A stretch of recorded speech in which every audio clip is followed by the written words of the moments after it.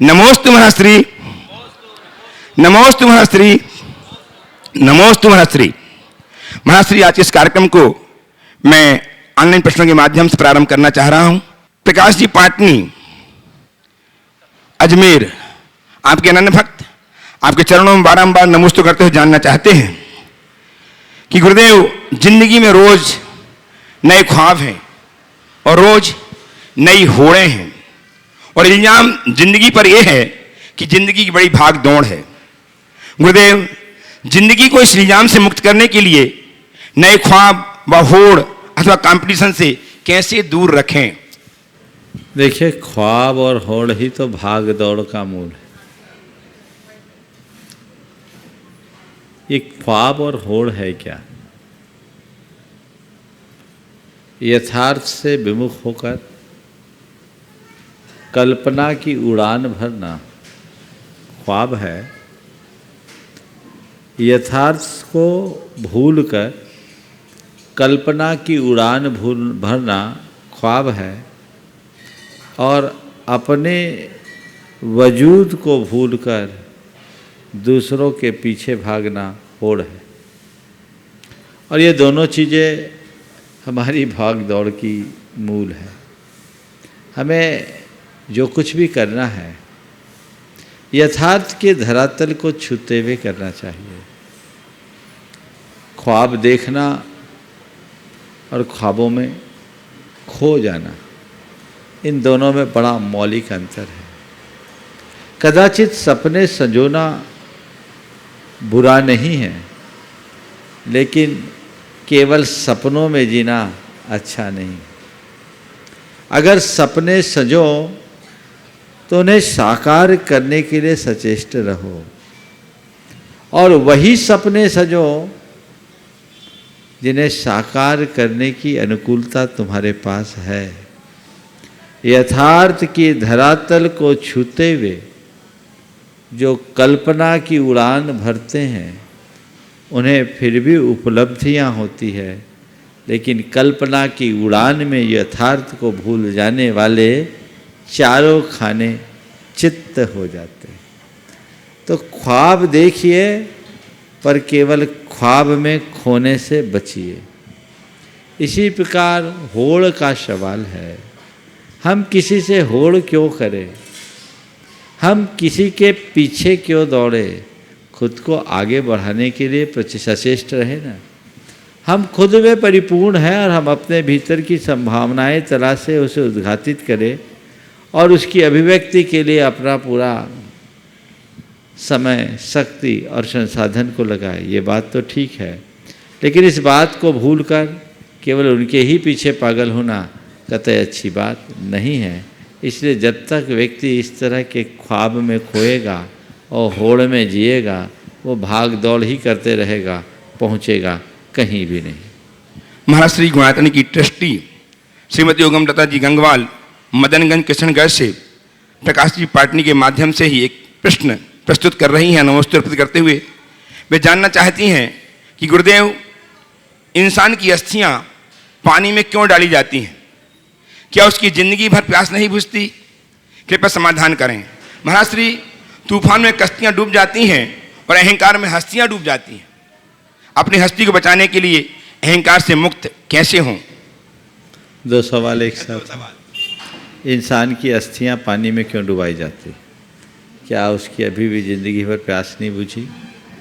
देखिए, जैन परंपरा में तो अस्थियों को पानी में डुबाने का निषेध है, क्योंकि वो प्रदूषण फैलाता है।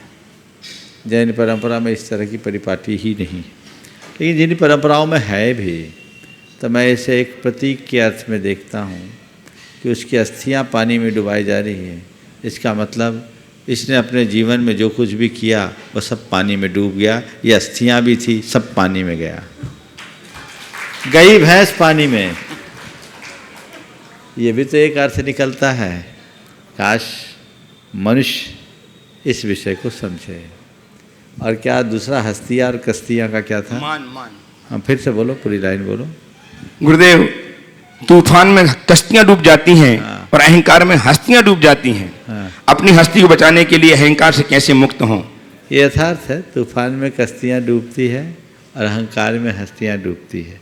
आपने पूछा अपनी कश्ती और हस्ती को बचाने के लिए क्या करें, तो कश्ती को बचाने के लिए सबसे पहला काम हवा के रुख के अनुरूप चलना सीखो। कश्ती को बचाने के लिए हवा के रुख के अनुरूप चलना सीखना चाहिए और हस्ती को बचाने के लिए अवसर के अनुरूप झुकना सीख जाना चाहिए। यदि ये चीज़ सीख गए तो हम अपने जीवन में सब कुछ अच्छा कर सकते हैं। गुरुदेव, आर के माधव ग्रुप एवं बंडर सीमेंट के स्वामी विमल जी पाटनी की धर्मपत्नी सुश्राविका तारका जी उदयपुर से आपके चरणों में बारंबार नमोस्तु करते हुए जानना चाहती हैं कि जीवन की सफलता में प्रायः वे लोग शामिल होते हैं जिन्हें हम चाहते हैं, लेकिन जीवन संघर्ष में वे ही लोग शामिल होते हैं जो हमें चाहते हैं। तो गुरुदेव, जीवन संघर्ष में जिन्हें हम चाहते हैं वे शामिल क्यों नहीं होते, जबकि अपेक्षा हमें उनसे ही हुआ करती है? कृपया समाधान करें। बहुत अच्छी बात कही। सफलता में हमारे साथ वे होते हैं जो हमें चाहते हैं, जिन्हें हम चाहते हैं, और संघर्ष में हमारे साथ वे होते हैं जो हमें चाहते हैं। ये बात सही है। मैं तो ये कहूँगा, सच्चे अर्थों में अगर चाहना है तो उसे चाहो जो संघर्ष में तुम्हें चाहे। संघर्ष की घड़ी में जो साथ दे, सच्चा साथी वही है। जो केवल अनुकूलता में हो क्या है। एक बहुत पुराना दोहा मैंने कहीं पढ़ा था, सज्जन ऐसा चाहिए जैसी ढाल की होए। सज्जन ऐसा चाहिए जैसे ढाल की हो, दुख में खुद आगे रहे, सुख में पीछे हो। ढाल देखा है? ढाल जब शत्रुओं का आक्रमण होता है तो ढाल आगे होती है। युद्ध की घड़ी में ढाल आगे, और जब युद्ध पूर्ण हो जाए सुख की घड़ी में तो ढाल पीठ पे। तो जो दुख में आगे हो और सुख में पीछे चले, सच्चा साथी वही है। और हमें ऐसे ही लोगों का साथ चुनना चाहिए। गुरुदेव, प्रवीण जी जैन जामनगर गुजरात से एक छोटा सा प्रश्न कर रहे हैं। अहिंसा परमो धर्मः, धर्म हिंसा तथैव चाह। गुरुदेव, अहिंसा सबसे बड़ा धर्म है और धर्म की रक्षा हिंसा भी उस प्रकार श्रेष्ठ है, इसे कैसे समझें? देखिए, अहिंसा धर्म है और धर्म की रक्षा जो हिंसा को श्रेष्ठ कहा गया, उसे संदर्भ समझें। अहिंसा की रक्षा के लिए अगर कोई हिंसा है तो हिंसा हिंसा नहीं, वो हिंसा क्षम है। ये विरोधी हिंसा है। अपने अपने परिवार, समाज, कुटुंब, धर्म, संस्कृति या राष्ट्र के अस्तित्व, स्वत्व अथवा अस्मिता पर कोई आघात पहुंचाए तो ऐसे आतताई आक्रमणकारी को सबक सिखाने के लिए यदि कोई अस्त्र उठाता है तो हिंसा के रूप में दिखती है, पर वस्तुतः हिंसा है नहीं, हिंसा उसे करनी पड़ रही। वो हिंसा नहीं है, हिंसा करनी पड़ रही है। तो ऐसी हिंसा को विरोधी हिंसा की गई। एक व्यक्ति है जो हिंसा के लिए हिंसा करता है और एक व्यक्ति है जो अहिंसा के लिए हिंसा करता है। एक हिंसा करता है, एक को हिंसा करनी पड़ती है। दोनों में ये बुनियादी अंतर है और जो इस अंतर को पहचान लेते हैं उनके सामने ये सवाल उपस्थित ही नहीं होता। गुरुदेव, इंदौर से उस्वती पमजनी काला अपने कंवर साहब मनोज कुमार जी लक्ष्य वाकलीवाल का प्रश्न प्रस्तुत करके समाधान चाहते हैं। वे कहते हैं, संसार परिवर्तनशील है, हर पल बदलता है, फिर भी जो लोग गलती करते हैं उन गलतियों से सीखकर अपने जीवन में आगे बढ़ते हैं, उसके बाद भी उनके प्रति लोगों की दृष्टि में परिवर्तन क्यों नहीं होता? ये स्वाभाविक है। एक बार अगर किसी व्यक्ति के प्रति कोई धारणा बन जाए तो उसे तुरंत बदल पाना सहज नहीं होता। लोग जैसी धारणा एक बार बना लेते हैं उसी नज़र से व्यक्ति को देखते हैं। हालांकि हर व्यक्ति के भीतर अपार संभावनाएं हैं। एक अपराधी भी संत बन सकता है। हमारा इतिहास इसका साक्षी है। अंजन चोर को निरंजन बनते देर नहीं लगी। इसलिए किसी भी व्यक्ति की पहचान उसकी अतीत से करने की जगह उसके वर्तमान से करने की कोशिश करना चाहिए। गुरुदेव ने मूक माटी में बड़ी सार्थक पंक्तियाँ लिखी हैं। हर व्यक्ति का इतिहास मिलेगा, अपावन अपावन अपावन ही मिलेगा। हर व्यक्ति का इतिहास है, वो तो अपावन है। हर व्यक्ति को, हम आप आज जिन्हें हम भगवान के रूप में पूज रहे हैं, कभी वे भी हमारी तरह थे। तो जो इतिहास सबका बुरा है, पर हमें इतिहास नहीं देखना चाहिए, व्यक्ति का आकलन उसके वर्तमान से करना चाहिए। बुरा से बुरा व्यक्ति अपने भीतर सुधार की संभावनाओं को सुरक्षित रखता है, और उस घड़ी में यदि वो सुधार कर ले तो हमें उसका सत्कार करना चाहिए।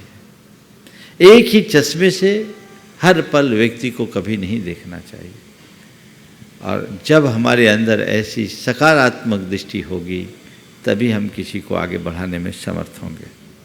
गुरुदेव, आज का अंतिम ऑनलाइन प्रश्न आंचल जैन अमीनगर सराय बागपत से आपके चरणों में कोटि कोटि नमन करते हुए जानना चाहती हैं। वे कहती हैं कि महाराज श्री किसी ने सच ही कहा है कि सोच भले नहीं रखो पर संस्कार पुराने ही अच्छे। लेकिन महाराज श्री, आज के समय में लोग नई सोच के साथ पुराने संस्कार क्यों भूल रहे हैं? कृपया समाधान कीजिए। बहुत अच्छा सवाल है और ये बहुत अच्छा विचार है। सोच भले नए रखो, संस्कार पुराने होने चाहिए। आपने पूछा आजकल के लोगों के नई सोच के साथ नए संस्कार क्यों आ रहे हैं। देखिए, ये मेरे विचार से नई सोच का परिणाम नहीं है, ये विकृत सोच का परिणाम है। सोच हमेशा नित्य नूतन होना चाहिए। सोच वही है जो हर पल बदलते रहे, परिष्कृत होते रहे। तो हर व्यक्ति को नई सोच हो, और नई सोच हमारे जीवन को नई दिशा देती है। लेकिन जब हम अपनी मौलिकता से जुड़े रहेंगे तो हमारे संस्कार बने रहेंगे जो हमारी वृत्तियों का परिष्कार करेंगे, और मौलिकता को खो देंगे तो संस्कार खो जाएंगे। आज भी दोनों तरह के लोग हमें देखने को मिलते हैं।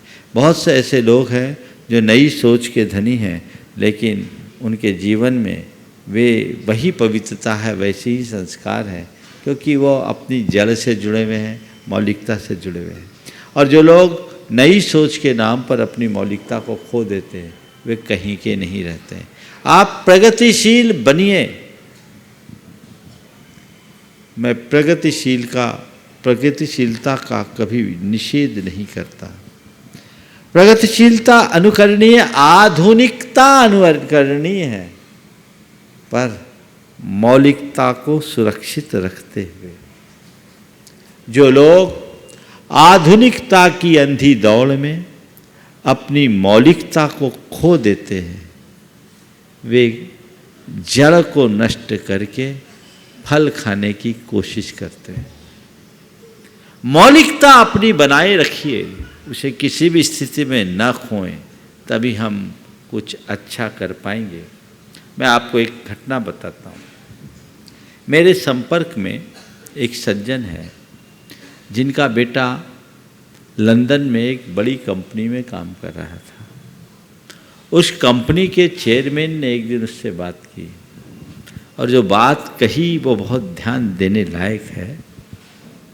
उसने कहा कि मैं जब तुमसे मिलता हूँ, तुमसे बात करता हूँ, तो मुझे लगता है कि मैं किसी भारतीय से बात कर रहा हूँ। तुम में मुझे भारत दिखता है और मैं इससे प्रभावित हूँ। बाकी जो आते हैं वो सब हमारे रंग में रंगते हैं, वो मुझे प्रभावित नहीं करते, क्योंकि मैं ये मानता हूँ जो अपने उसूलों पर दिल रहता है वही जीवन में आगे बढ़ सकता है। वो व्यक्ति उससे इतना प्रभावित हुआ कि उसने अपनी कंपनी का एक अच्छा स्टेक उसे दे दिया और आगे चल कर के बढ़ा रहा है। जो कहने की बात कि आज यहाँ रह कर के भी तुम्हारा पहनाव, तुम्हारा बोलचाल, तुम्हारे खान पान के तरीके और काम करने का तरीका अलग, हमें भारत दिखता है।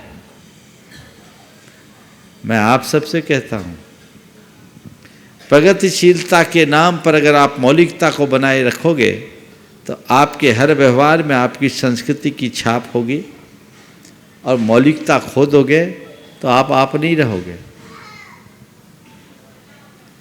आप नहीं रहोगे। एक विचारक कहा करते थे, नाम तो मैं भूल रहा हूँ, कि किसी विदेशी के पास तुम अगर सूट पहन कर जाओगे, बूट पहन कर जाओगे, तो वो तुमसे अच्छा पहन कर आ सकता है, लेकिन उसके सामने अगर तुम धोती कुर्ता और पगड़ी बांध कर जाओगे तो वो तुम्हारा मुकाबला कभी नहीं कर पाएगा, वो तुम्हारी बराबरी नहीं कर पाएगा। ये समझने की बात है। तो आधुनिकता और मौलिकता को साथ लेकर चलना चाहिए, तभी हम कुछ बेहतर कर पाने में समर्थ होंगे। गुणस्थान और समोषण का प्रत्यक्ष आयतन पूज्य प्रमासागर जी की परिकल्पना गुणायतन। गुरुदेव की परिकल्पना आपकी उदार मना भावों से बहुत जल्दी साकार रूप लेने वाली है। उन्हें साकार रूप देने के लिए बहुत सारे व्यक्तियों ने आज पुनः अपने आप को गुणायतन से संबद्ध किया है। मैं उनके नाम उच्चार रहा हूं, आप तालियां बजाकर उनका अभिनंदन करें, वंदन करें। निर्माण जी के रूप में श्रीमान सुदर्शन नेमिनाथ चौहान कनाकला बेलगाम से जुड़े हैं, बहुत बहुत साधुवाद। कुमारी पूजा नेमिनाथ चौहान कनाकला बेलगाम से जुड़ी हैं, बहुत बहुत साधुवाद। श्रुतभार के रूप में आज डॉक्टर बाहुबली जयपाल पाटिल, सौभाग्यकांक्षी माला बाहुबली पाटिल, नवीन बाहुबली पाटिल, सौभाग्य पद्मजा नवीन पाटिल, सानवी ऋत्विक पाटिल विजयपुर कर्नाटक से उपस्थित हैं। तो मंच में आए, गुरुदेव की अभिवंदना करें, आशीर्वाद प्राप्त करें और उनका सम्मान श्रीमान गुणातनिक CEO सुभाष जी करके गुणातनिक गौरव को संवर्धित करें। आज ट्रस्टी के रूप में शिवनी मध्य प्रदेश से श्री सुभाष चंद्र जी, निर्मला जी जैन, इंजीनियर गौरव स्वाति जैन, इंजीनियर अक्षय जैन, मास्टर असद जी ने अपने आप को गुणातन के ट्रस्टी के रूप में संबद्ध करके जीवन को धन्य किया है। इनके सम्मान में आपकी तालियां निरंतर बजती रहनी चाहिए, बहुत बड़ा उपक्रम किया है। आज हमारे बीच में महोदरा से रवि निरंजन जी जैन उपस्थित हैं। वे आए, गुरुदेव की अभिवंदना करें, आशीर्वाद प्राप्त करें। उनका सम्मान करने के लिए गुणातन के ट्रस्टी श्रीमान ब्रजेश जी जैन दिल्ली से हमारे बीच में हैं। वे इनका सम्मान करके गुणातन के बहुमान को संवर्धित करें और प्रश्न के लिए तैयार रहें। सिंघई श्री विपिन जी जैन अशोकनगर से ट्रस्टी गुणायतन तैयार रहेंगे। गुरुदेव के चरणों में त्रिवार नमोस्तु। गुरुदेव, अनादि से भारत देश की परंपरा या भारत देश का संदेश अहिंसा परमो धर्म है और अनेकों महापुरुषों, अनंतों तीर्थंकर, 2400 तीर्थंकर, भगवान राम, कृष्ण और आदि ने अहिंसा परमो धर्म का उपदेश दिया। लेकिन वर्तमान में देखा जा रहा है कि पहले जो यदा कदा मांस मछली की ये दुकानें होती थी, गांव के बाहर किसी कोने एकांत में हुआ करती थी, लेकिन वर्तमान में बीच रोडों पर ये दुकानें देखने को मिलती हैं। और जबकि भारत देश अहिंसा प्रधान देश था और विदेश के लोग शाकाहारी प्रवृत्ति अपना रहे हैं। देखिए, बहुत अच्छी बात आपने उठाई है। ये आप सबकी जागरूकता से ही दूर हो सकती है। अगर अहिंसक समाज जागरूक हो और सरकार से इस बात की शिकायतें करे, विभागीय कार्यवाहियाँ करे, अपने पास बहुत सारे अदालती आदेश भी हैं, कई सरकारों ने अपनी अपनी ओर से सर्कुलर भी निकाले। लोगों को चाहिए कि जागरूकता रखे और इस तरह के कृत्यों को प्रतिबंधित कराने की कोशिश करें, तो ये कार्य हो सकता है। लोग प्रायः सोशल मीडिया में और अन्य मंचों में तो इन बातों को कर देते हैं, प्रत्यक्षतः इन बातों को नकार देते हैं। ये हमारा संवैधानिक अधिकार है। जिन बातों से हमारी धार्मिक भावनाओं को आघात पहुंचता है, उसकी रक्षा करना हमारा धर्म है और इसके लिए लोगों को प्रयास करना चाहिए। शासन और प्रशासन के स्तर पर मिलकर अपेक्षित कार्यवाही करना चाहिए।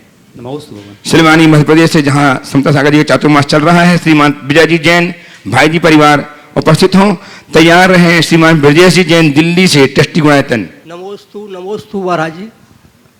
हम समाज की पीड़ा है महाराज जी कि समाज 2% परेशान है, जिसमें अपनी दुकानें नहीं हैं और ब्याह और शादी उनकी नहीं हो पाती उसी कारण से। तो ऐसी कोई हेल्पलाइन बनना चाहिए पूरी भारतवर्ष के समाज के लिए, जिसमें उनके लिए दुकान मार्केट में नहीं लगा पाते हैं, एडवांस नहीं दे पाते हैं वो लोग, तो समाज की एक हेल्पलाइन से उनको वो एडवांस दिया जाए जिससे अपना वो बिजनेस चला सकें और ऐसी समाज में से लोग सक्षम हो सकें। इसमें समाज की आपका बहुत अच्छा बड़ी सुझाव भूमिका है, आपका अच्छा सुझाव है, पर ये सुझाव इस पर चर्चा इस मंच से कर पाना संभव नहीं है। और इस पर बैठकर लोगों को व्यापक विचार करना चाहिए। जनसंख्या मुझे बहुत प्रसन्नता है कि बहुत सारे लोगों ने इस तरह की हेल्पलाइन चला रखी है और अपने विभिन्न माध्यमों से लोग एक दूसरे को सहयोग करते हैं, करते आ रहे हैं। सभी लोगों को व्यक्तिगत स्तर पर काम करना चाहिए, क्योंकि ये वित्तीय मामला है।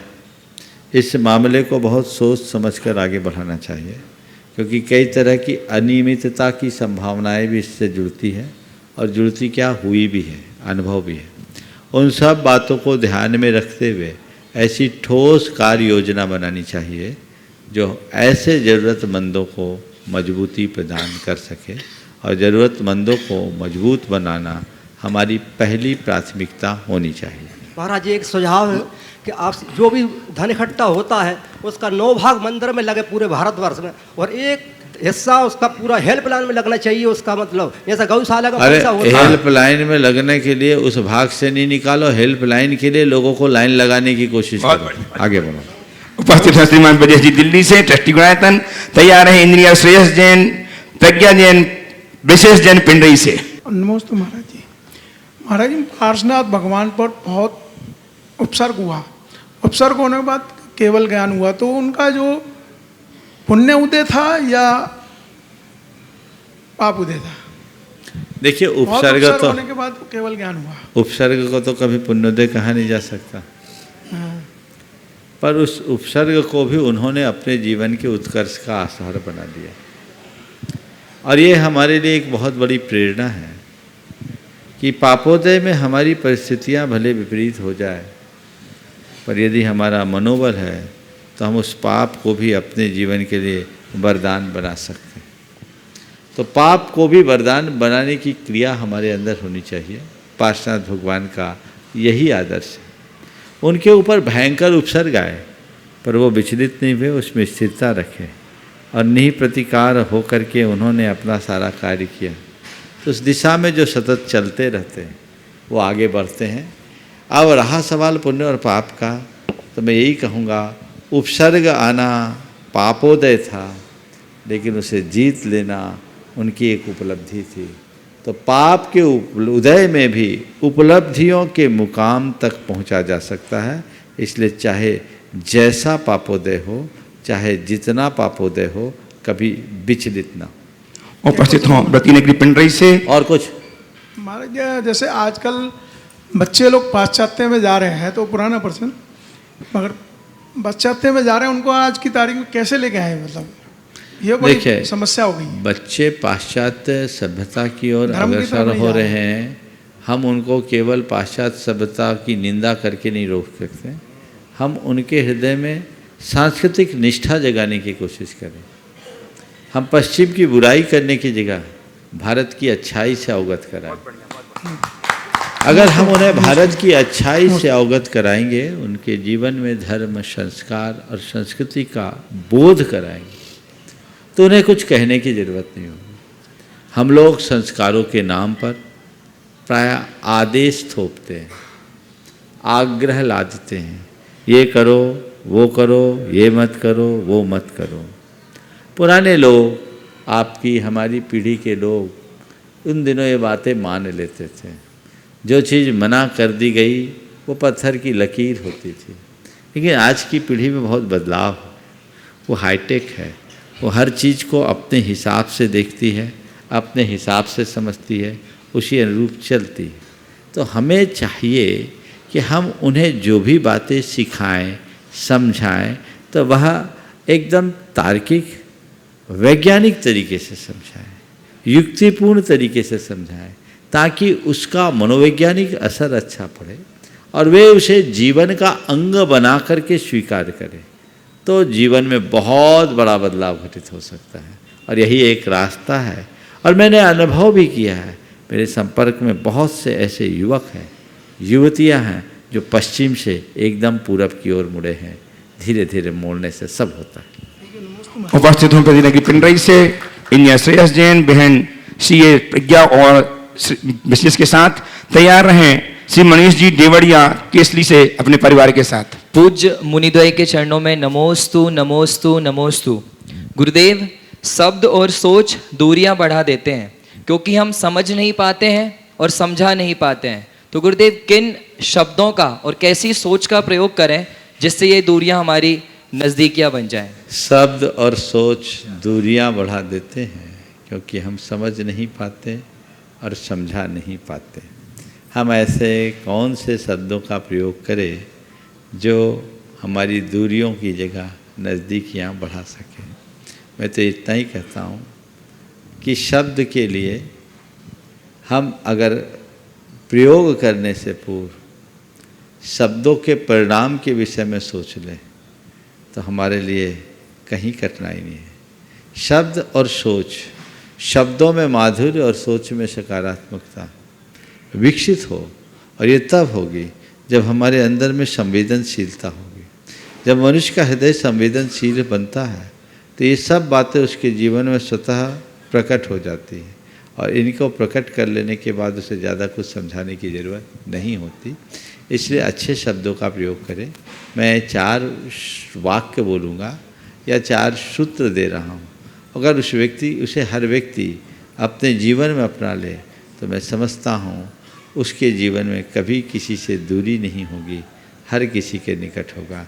वो है सही देखें सुंदर देखें, सही सोचें सुंदर बोले सोचें, सही देखें सुंदर देखें, सही सोचें सुंदर सोचें, सही बोलें सुंदर बोलें और सही करें सुंदर करें। ये 4 सूत्र आत्मसात कर ले तो मैं समझता हूँ ये हमारे सारे वाङ्मय का सार है। इतनी ही चीज़ें तो चाहिए, लेकिन ये ऐसा तभी संभव होगा जब व्यक्ति खुद के प्रति गंभीर और औरों के प्रति संवेदनशील बनेगा।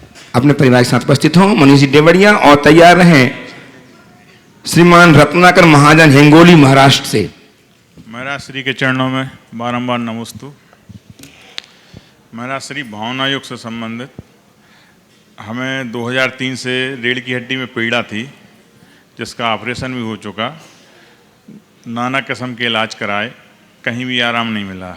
विगत 15 माह से हमने भावना योग शुरू किया, जिसके परिणाम स्वरूप 75 से 80% हमारे लिए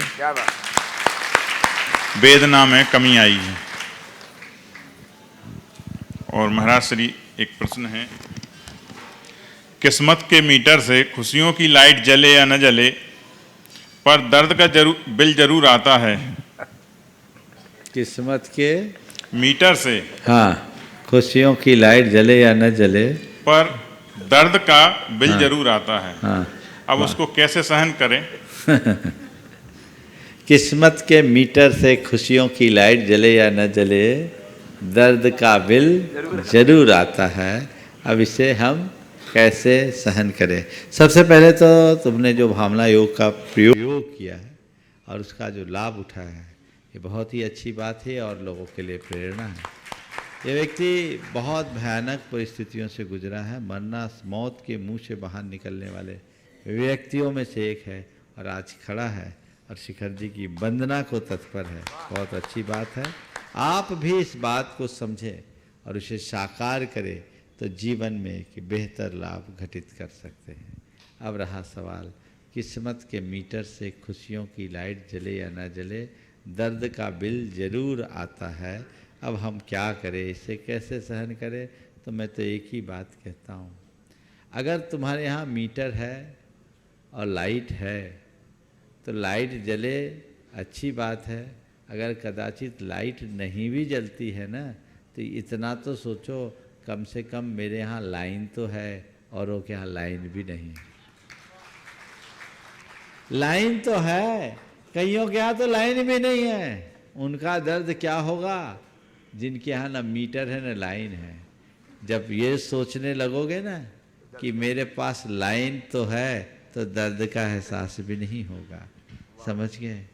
जितना सही उतना ही सही, लाइन है, हल्का ही सही, कम से कम मैं अंधेरे में तो नहीं हूँ, इतनी सोच बना लो तो फिर चाहे कैसी भी किस्मत क्यों ना हो, खुशी आए या ना आए, दर्द हावी नहीं होगा। नमोस्तु महाराज। उपस्थित हों किसका नाम है? श्रीमान रत्नाकरी महाजन हिंगोली महाराष्ट्र से। तैयार हैं व्रती बहन पुष्पा जी जयपुर से। गुरुदेव के चरणों में कोटि कोटि वंदन। महाराज जी नमस्तु नमस्तु नमस्तु। शंका समाधान के इस प्रसंग पर मन बड़ा प्रसन्न हो रहा है महाराज जी। मैं रत्नाकर महाजन हिंगोली महाराष्ट्र से शंका का समाधान चाहता हूँ। मनुष्य के जीवन में मोह, माया, लालच का होना स्वाभाविक है महाराज जी, लेकिन इस मोह माया के चक्कर से कहाँ रुकना चाहिए, यह कब एवं कैसे समझ आएगा? तृष्णा तो कम होगी नहीं महाराज जी। सो इस विषय पर लेकर मुझे समाधान आपसे चाहिए। नमस्ते महाराज जी। इसका समाधान कोई दूसरा नहीं दे पाएगा, खुद के अंदर निकालना पड़ेगा। समझ गए? मनुष्य की बड़ी दुर्बलता है। उसका हाल कैसा है बता दूं? दुष्यंत कुमार के शब्दों में, हाथों में अंगार लिए मैं पूछता रहा, कोई मुझे इन अंगारों की तासीर बता दे। हाथों में अंगार लिए ये मैं पूछता रहा, कोई मुझे इन अंगारों की तासीर बता दे। भला क्या होगा? जब सब कुछ भुगत रहे हो तो दुर्गत क्यों करा रहे हो? निकलो, आगे बढ़ो, संकल्प जगाओ।